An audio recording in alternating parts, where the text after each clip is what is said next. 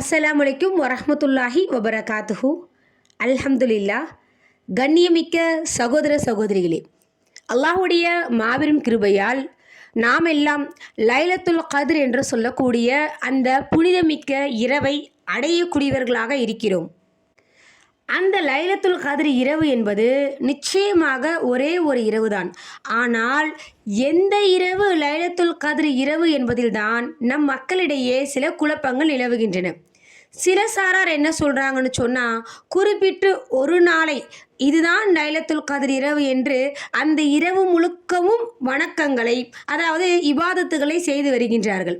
ஆனால் அல்லாஹ்வின் தூதர் நமக்கு என்ன விஷயங்களை சொல்லி காட்டியிருக்காங்க அப்படின்னு பார்க்கையில், இன்னைக்கு மக்கள் சொல்லக்கூடிய இந்த ஒரு இரவிற்கு ரசூலுல்லாஹ் சொல்லக்கூடிய ஹதீஸ் மாற்றமாக இருக்கிறது. அதாவது புகாரியிலே வரக்கூடிய செய்தி 2020வது செய்தி. அதில் அன்னை ஆயிஷா ரலியல்லாஹு அன்ஹா அறிவிக்கிறாங்க, நபி ஸல்லல்லாஹு அலைஹி வஸல்லம் அவர்கள் ரமலானின் கடைசி 10 நாட்களில் ஈத்திகாஃப் இருப்பார்கள். ரமலானின் கடைசி 10 நாள்களில் லைலத்துல் கத்ரை தேடுங்கள் என கூறுவார்கள். ஆக லைலத்துல் கத்ர் இரவை அல்லாஹ்வின் தூதர் எந்த நாட்களில் தேட சொல்லியிருக்கிறாங்க?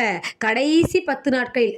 ஆனால் இன்று சில பேர் சொல்கிறாங்களே, ஒரே ஒரு இரவை சுட்டி காட்டி இதுதான் லைலத்துல் கத்ர் என்று அவர்கள் சொல்லக்கூடிய கருத்திற்கு இந்த ஹதீஸ் மாற்றமாக இருக்கிறது.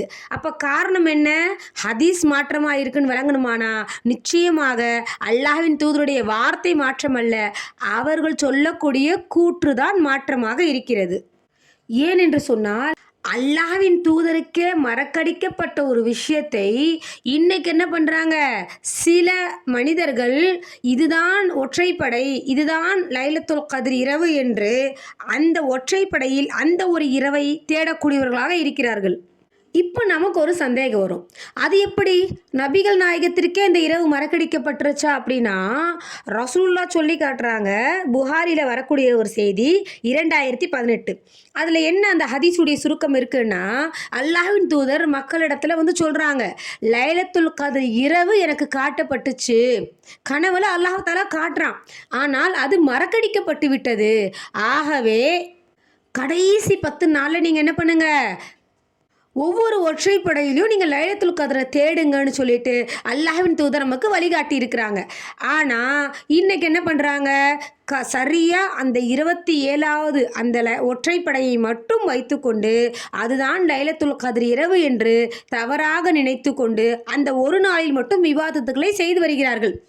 ஒருவேளை அந்த ஒரு நாள் அந்த லைலத்துல் கத்ராகவும் இருக்கலாம், இல்லாமலும் போகலாம். அது அல்லாஹ்விற்கு மட்டுமே அறிந்த ஒரு மறைவான ஒரு விஷயம். ஒருவேளை அந்த ஒரு நாள் லைலத்துல் கத்ர் இரவாக இல்லைன்னு சொன்னால் விடிய விடிய அவர்கள் இபாதத்து செய்வது வீணாக போய்விடுமே.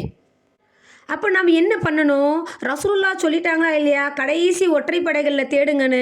அப்போ ஒவ்வொரு ஒற்றைப்படைகளிலும் நாம் எப்படி 27வது இரவில் மட்டும் செய்கிறாங்களோ அந்த வழிபாடுகளை, அந்த அமல்களை ஒவ்வொரு இரவிலும் நாம் செய்யக்கூடியவர்களாக இருக்கணும். அப்படி செஞ்சோன்னு சொன்னால் இந்த 5ல் ஏதோ ஒன்று லைலத்துல் கத்ர் இரவாக அமையும். அப்போது நாம் எல்லா இரவுகளிலும் தேடக்கூடியவர்களாக இருக்க வேண்டும். சில ஹதீஸ்களில் 21ஆம் இரவில் தேடுங்க, 24ஆம் இரவில் தேடுங்க, 27, கடைசியில் 29, 25 இந்த மாதிரி ஒரு அறிவிப்பு வருது. ஆக நம்ம மொத்தமாக பார்க்கையில் நமக்கு என்ன தெரியுதுன்னா, கடைசி 10 நாட்களில் இருக்கக்கூடிய ஒற்றைப்படையில் தேட வேண்டும் என்பது நமக்கு இந்த ஹதீஸ்களில் இருந்து தெரியுது. அதே போல் புகாரியில் வரக்கூடிய இன்னொரு செய்தி 2017வது செய்தி. அதில் என்ன இருக்குது அப்படின்னா, தஹர்ரவு லைலத்துல் கத்ரி ஃபில் வித்ரி மினல் அஷ்ரில் அவாஹிரி மின் ரமதான்.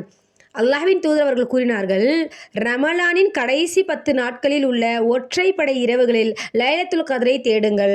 ஆகவே இன்ஷா அல்லாஹ் சகோதர சகோதரிகளே, நம்முடைய இபாதத்துகள் அங்கீகரிக்கப்பட வேண்டும், லைலத்துல் கத்ரை நாம் அடைய வேண்டும் என்று சொன்னால் நாம் ஒரு இரவில் மட்டும் குறிப்பாக செய்யாமல் எல்லா ஒற்றைப்படை இரவுகளிலும் லைலத்துல் கத்ரை தேடி அதன் நன்மைகளை பெறக்கூடிய மக்களாக நாம் இருக்க வேண்டும்.